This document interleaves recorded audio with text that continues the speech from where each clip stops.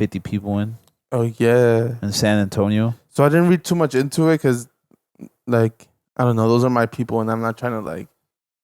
I don't know. To me, I don't want to know anything about that. Like, it's fucked up that shit happens. Because to me, I have a like family that probably did get here in similar situations like that. You know. Well, Monty just told us last week. Remember that he was like, "Yeah, like I had an uncle who crossed the border and shit." Like, so that shit is real. You feel me? Like,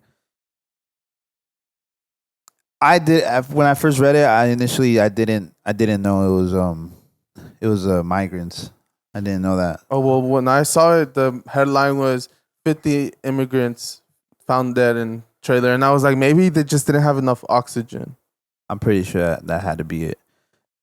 And I think it was like it got up to 150 degrees in there. Crazy, bro. When you're coming from other countries like that, you don't give a fuck. You're willing to risk it all, bro. I think there was a handful of people that survived, but I think 46 people died. And I think there was 50 in there. So if I'm not wrong, 4 people survived, but that's still crazy. So next time you racist piece of shits like say anything, think about that. These people are willing to die to come live in your beautiful country.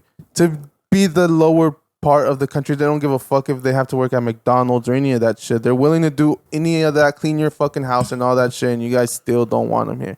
And they're willing to die to get here. I don't think if you're a racist person you're gonna understand anyways, but good intention. But I think it's also like a little reminder to everyone who takes this shit for granted. You feel me? Like, we may think that like America is like fucked up and don't get me wrong, it is. It has its faults. Nothing's perfect, you know what I mean? But as far as like when you put us up against like different parts of the world and shit, like this is a blessing, dog. Like, to be born in this fucking country, and like I don't take this shit for granted, bro. This is it actually pisses me off when people like don't get me wrong, like I've had those days where I'm like, bro, like the system is fucked up or like the system has failed, you know, but I never like I feel like that, but I never feel like, oh, just because of that I don't like, bro, on Twitter with the whole the abortion thing.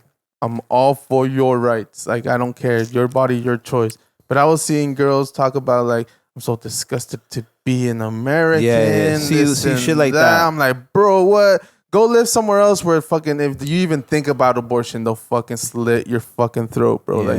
Don't even come here and start saying that it's disgusting to be an American. That is crazy to me. Like, yeah. No, I agree. Like, it's...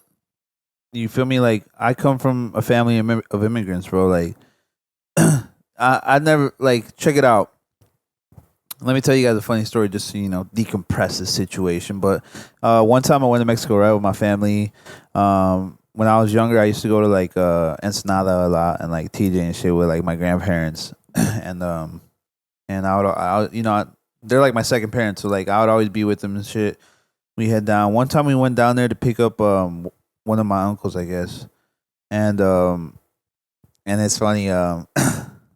This was a different time because I remember we were in the border, right? And back then, my grandpa had like this fat pickup truck, and he had the camper in the back. You feel me?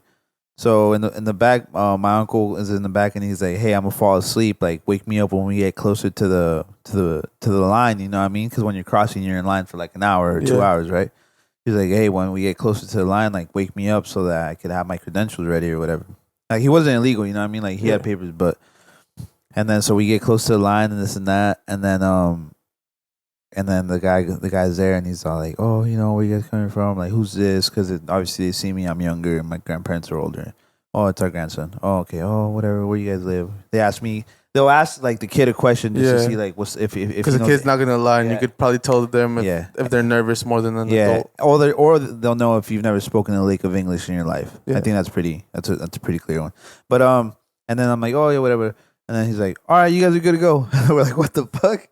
They didn't even check the back and shit. My fucking uncle's in the back of the camper. Like, he's like, but obviously he had papers, you know what I mean? But it's like, whoa, that could have been like an easy like $10,000. Bro, but some of them are dicks. One time, now that we're talking about stories like that, Yeah, let's give the listeners a little Mexican experience. You know what I mean? One time I was For all the white listeners and all my mom is from El Paso in Texas, right? And the border Right. town is Juarez, and that's really where she grew up and shit.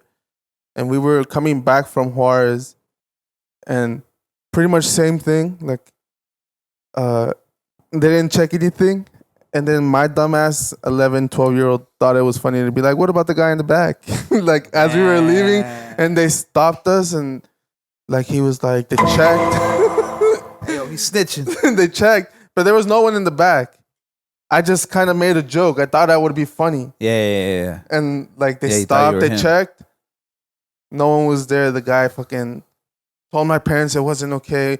Fucking gave me a stern talk and like was like, hey, you can't be doing that. Like, you could go to jail for stuff like that. And then when we drove off, my parents let it go, bro. I got in so much trouble. I got lucky I didn't get my ass beat because they were in the front. But if my parents were able to, I'm pretty sure they would have fucking That's crazy. got a couple in. That's crazy. You know, you can't even bring like meat over from like Mexico and shit. Or you can't bring like seeds. We were eating a mango because you know how they sell them right there when you're leaving.